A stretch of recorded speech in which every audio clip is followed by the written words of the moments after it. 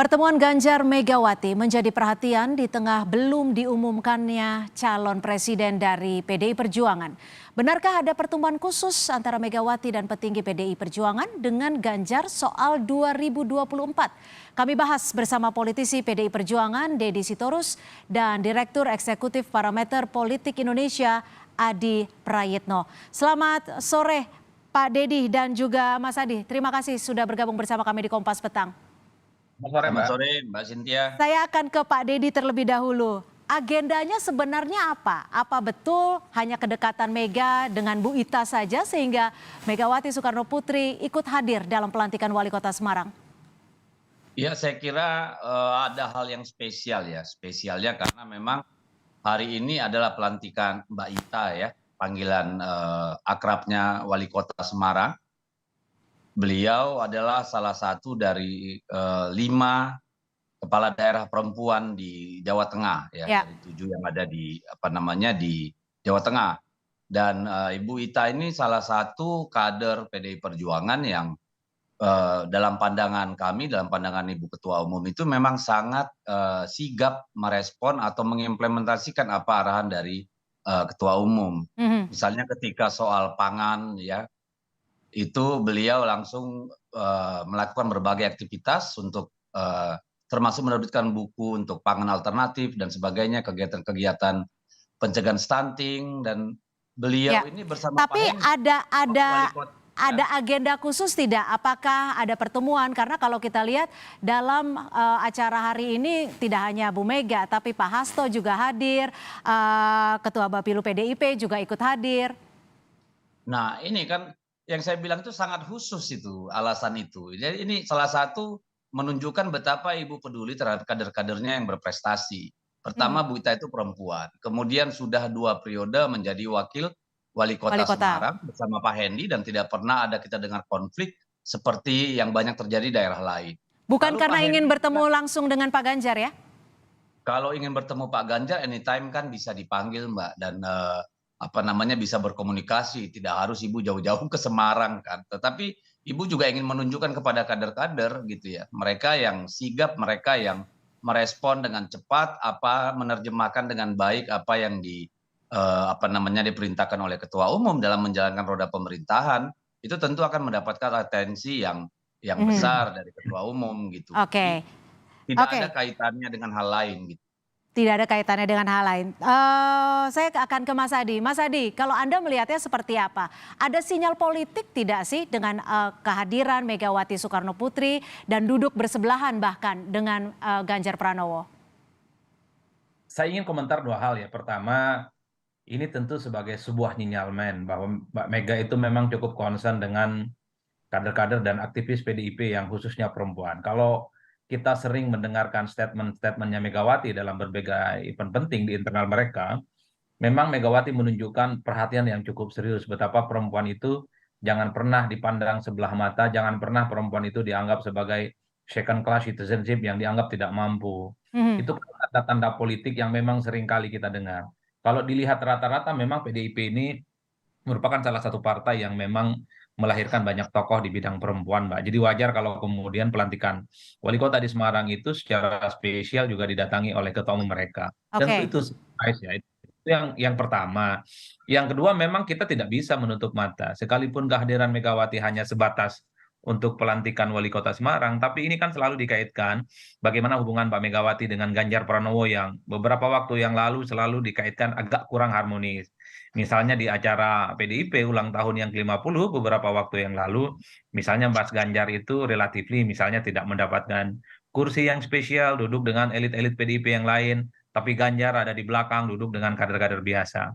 Mungkin bagi PDIP memperlakukan Ganjar ataupun pejabat-pejabat publik dari PDIP yang lain itu setara dengan yang lain, tapi kan publik tidak pernah berhenti mengaitkan dulu ya bahwa memang terkesan ada treatment yang rada-rada kurang enak terhadap Ganjar karena dinilai kemajon, karena dinilai terlampau agresif memprofiling. Jadi artinya Anda mau menyebut bahwa momen ini dijadikan salah satu momen untuk memperbaiki citra hubungan antar keduanya, seperti itu? Ya kalau dugaan-dugaan publik segitu Mbak, bahwa ya kehadiran Mbak Mega ke Semarang, pertemuan dengan Pak Ganjar misalnya, disambut di bandara dan duduk bersebelahan, ini kan merupakan satu gestur bahwa sebenarnya antara Megawati dengan Ganjar Oke. Pranowo nggak ada persoalan apapun. Ya, Jadi tapi tidak kalau ada. Mas Adi, kalau Anda memprediksinya pertemuan ini memungkinkan tidak sih ada pertemuan yang lebih spesifik gitu mungkin untuk membahas pencalonan Capres 2024 dari Partai PDIP? Kalau saya sih enggak sih Mbak, setahu saya kalau PDIP itu pasti diputuskan di Teguh Umar atau di kantor DPP PDIP ya. Jadi kalaupun toh Ganjar masuk dalam nominator Capres PDIP, kalaupun toh ada perlakuan khusus dalam tanda kutip, ya betul tadi kata Bang Deddy, Ganjar dipanggillah ke Jakarta. Mungkin ada fit in the proper test di internal, ditanya track recordnya soal bagaimana narasi politiknya ke depan gitu ketika dicapreskan dari PDIP. Tapi minimal secara simbolik, publik tidak lagi menghadap-hadapkan seakan-akan ada psikologi komunikasi politik yang agak berjarak misalnya antara Ganjar dengan Megawati Soekarno Putri. Mhm. Biasanya kan Mbak Mega itu kalau nggak suka sama orang dalam tanda kutip ya, dia tidak hadir, Pak. Gestur tubuhnya kan kelihatan nggak nyaman misalnya. Itu kan orang Jawa sepertinya begitu. Tapi kalau ngelihat gesturnya Megawati, duduk bersebelahan, juga sempat ngobrol dengan Ganjar, rasa-rasanya hubungan keduanya itu baik-baik saja. Publik saja yang riuh rendah, Mhm. seakan-akan mempertahankan keduanya. Toh di end of the day-nya, Ya, persoalan pencapresan itu ya Megawati yang menentukan, bukan yang lainnya. ya. Kan itu sebenarnya secara simbolik yang bisa ditebak. Mbak Ganjar dengan Megawati nggak ada persoalan apapun. Oke, saya akan ke Pak Deddy. Kembali ingin memastikan kalau dari parpol sendiri tidak ada isu-isu ataupun informasi terkait dengan pembicaraan khusus soal pencapresan. Saya kira bukan langgam Ibu Megawati ya untuk membicarakan calon presiden ke sana kemari gitu ya. Beliau pasti memanggil orang-orang yang dia percaya, memanggil para pakar-pakar, para sesepuh gitu ya, struktural partainya sebelum mengambil keputusan, merenungkan dan sebagainya.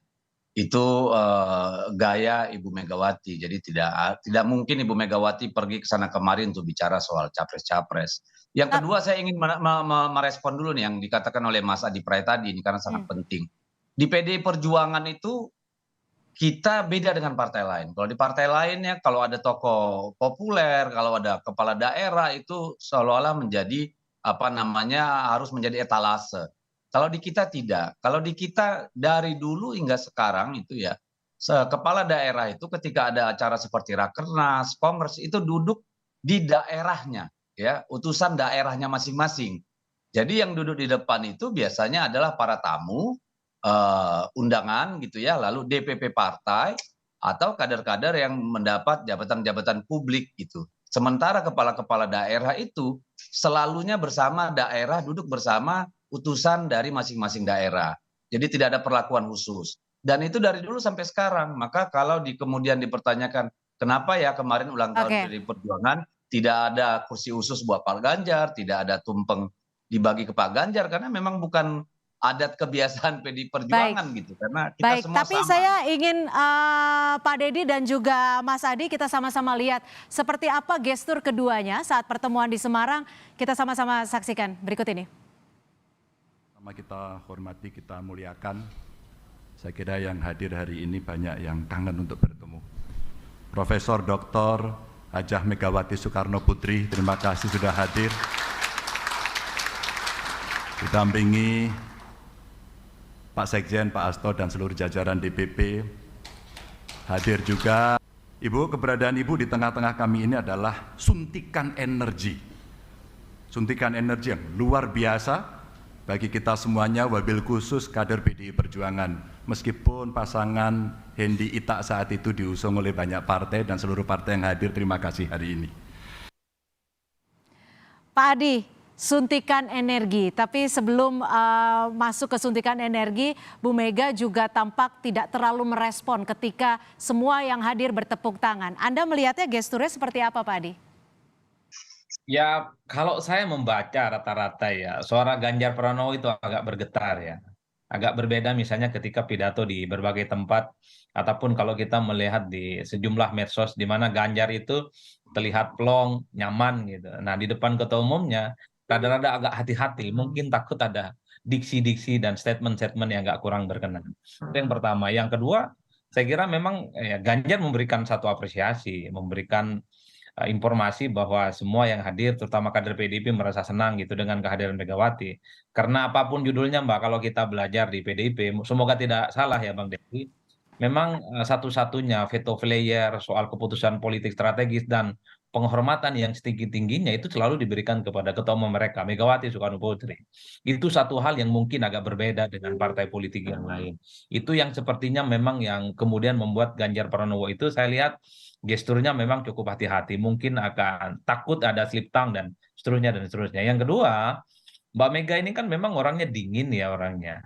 Dingin dalam arti memang tidak semua hal harus ditepuk tangani, tidak semua hal harus direspon secara ekspresif. Tapi setahu saya Mbak Mega itu selalu mencatat dari setiap apapun statement-statement yang muncul dari berbagai orang yang memberikan sambutan dan pernyataan-pernyataan politik. Jadi sekalipun tidak memberikan tepuk tangan, terkesan datar-datar saja bagi saya, itu bukan satu hal yang perlu dibesar-besarkan, tapi Hmm. minimal Megawati itu mau hadir ke Semarang, bertemu dengan Ganjar misalnya, duduk sebelahan, itu something yang menurut saya bisa menghilangkan persepsi bahwa keduanya sedang ada sesuatu yang tidak baik-baik saja. Untuk Itu memperbaiki citra publik juga ya, antara keduanya hubungannya baik-baik saja. Kalau dibilang suntikan energi, ini juga tidak ada makna lain, Anda melihatnya? yang jelas Ganjar sebagai kader tentu menyatakan kesenangannya, merasakan apresiasi yang luar biasa. Karena kehadiran ketua umum di sebuah partai politik, apalagi partai penguasa, pemenang pemilu, seperti PDIP, ini kan seperti durian runtuh, Mbak. Karena tidak semua wilayah, tidak semua kader bisa bertatap muka dan berdialog langsung dengan Megawati Soekarno Putri. Jadi Mega ini sebenarnya adalah sosok yang untouchable. Ya nyaris tidak tersentuh ya dalam tanda kutip bagi semua kadernya. Jadi kader-kader yang spesial lah, kader-kader yang sebenarnya punya garis tangan, mampu berinteraksi langsung dengan Megawati. Jadi wajar kalau kemudian Ganjar dalam sambutannya menyatakan ini saat ada satu suntikan ya, semangat yang cukup luar biasa yang bisa melipat gandakan ya teman-teman PDIP dan Barisan Banteng di Semarang dan Jawa Tengah secara umum. Hmm. Ini adalah satu pujian yang cukup luar biasa yang disampaikan oleh Ganjar. Dia minimal ya tidak lagi ada persepsi-persepsi dan dugaan-dugaan bahwa Ganjar ini dalam tanda kutip kemajon dan seringkali misalnya tidak patuh terkait dengan Ya, kebijakan partai. Kenyataan Ganjar ini kan mengamputasi semuanya. oke. Ganjar, Megawati, PDIP ya baik-baik saja. Bahwa ada persaingan internal iya, tapi kan itu tidak berpengaruh apapun terkait dengan keputusan politik nantinya. Soal pencapresan ya Megawati lah segala-galanya.